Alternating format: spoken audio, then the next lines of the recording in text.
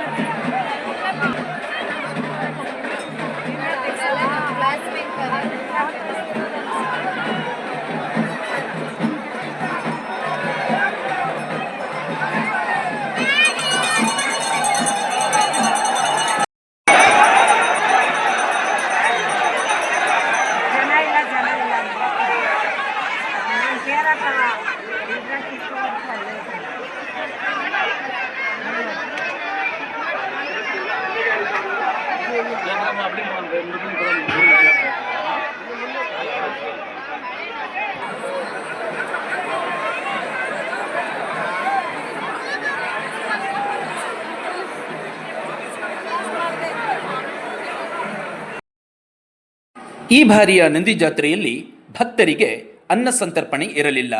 ರಾತ್ರಿಯೆಲ್ಲ ಜಾಗರಣೆ, ಬೆಳಿಗ್ಗೆ ರಥೋತ್ಸವ ದರ್ಶನ ಪಡೆದಂತಹ ಭಕ್ತರು ಖಾಲಿ ಹೊಟ್ಟೆಯಲ್ಲಿ ತಮ್ಮ ಮನೆಗಳಿಗೆ ಹಿಂದಿರುಗಿದರು.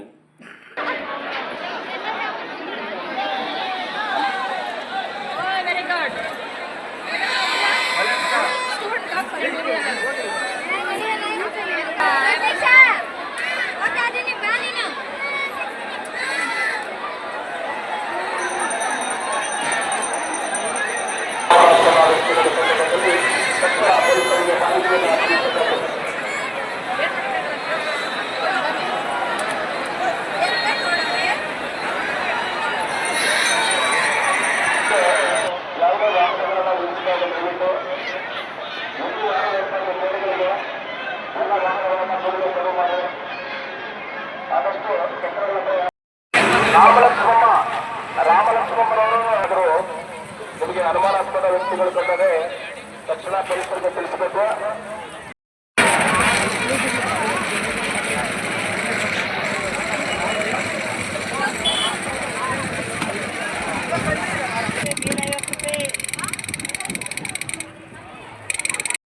ಮಾತಾಡೋದು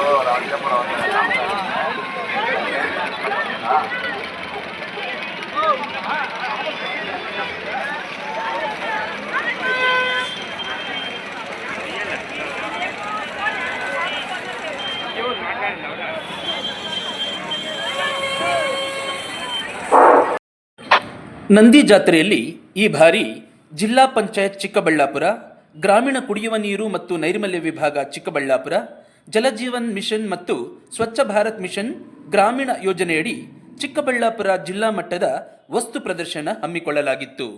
ಜಿಲ್ಲಾ ಪಂಚಾಯಿತಿ ಉಪ ಕಾರ್ಯದರ್ಶಿಗಳಾದ ಅತೀಕ್ ಪಾಷಾರವರು ವಸ್ತು ಪ್ರದರ್ಶನಕ್ಕೆ ಚಾಲನೆ ನೀಡಿದರು.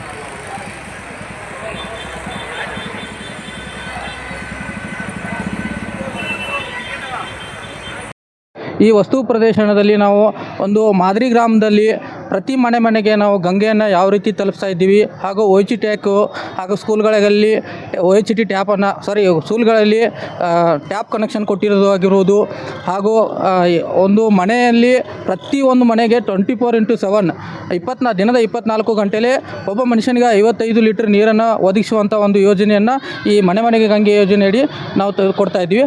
ಅದೇ ರೀತಿ ಪ್ರತಿ ಮನೆಗೂ ಕೂಡ ನಾವು ಶೌಚಾಲಯವನ್ನು ಕೊಡ್ತಾ ಇದ್ದೀವಿ ಅನ್ನುವಂಥ ಮಾಹಿತಿಯನ್ನು ಇಲ್ಲಿ ಜಾತ್ರೆಯಲ್ಲಿ ಬಂದಿರತಕ್ಕಂಥ ಜನಸಾಮಾನ್ಯರಿಗೆ ಮಾಹಿತಿ ಒದಗಿಸುವ ಉದ್ದೇಶದಿಂದ ಈ ವಸ್ತು ಪ್ರದರ್ಶನವನ್ನು ಮಾಡ್ತಾ ಇದ್ದೀವಿ. ಪ್ರತಿದಿನ ಏನೂ ಇಲ್ಲ ಅಂದರೆ ನಮಗೆ ಒಂದು ಸುಮಾರು 5,000ರಷ್ಟು ಜನಸಂಖ್ಯೆ ಇಲ್ಲಿ ಬಂದು ಹೋಗಿ ಮಾಹಿತಿಯನ್ನು ಪಡ್ಕೊಳ್ತಾ ಇದ್ದಾರೆ. ನನ್ನ ಹೆಸರು ದುಂಡಯ್ಯ ಅಂತ, ಜಿಲ್ಲಾ ಪಂಚಾಯಿತಿಯಲ್ಲಿ ನಾನು ಸ್ವಚ್ಛ ಭಾರತ್ ಮಿಷನ್ ಯೋಜನೆ ಕನ್ಸಲ್ಟೆಂಟ್ ಆಗಿ ಕೆಲಸ ಮಾಡ್ತಾಯಿದ್ದೀನಿ.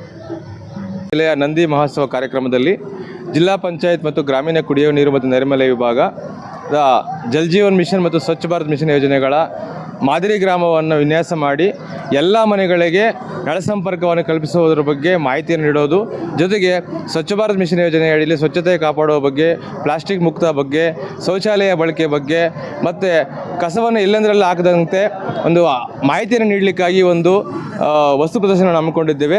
ಈ ಒಂದು ಕಾರ್ಯಕ್ರಮದಲ್ಲಿ ಪ್ರತಿದಿನ 5,000 to 6,000 ಜನ ಬಂದು ಈ ಒಂದು ವಸ್ತು ಪ್ರದರ್ಶನ ವೀಕ್ಷಣೆ ಮಾಡ್ತಾ ಇದ್ದಾರೆ. ಸೊ ಎಲ್ರಿಗೂ ಕೂಡ ನಾವು ಸ್ವಾಗತವನ್ನು ಬಯಸ್ತಾ ಇದ್ದೀವಿ. ಜಗದೀಶ್, ಜಿಲ್ಲಾ ಪಂಚಾಯತಿ ಯೋಜನಾ ವ್ಯವಸ್ಥಾಪಕರು, ಜಲಜೀವನ್ ಮಿಷನ್.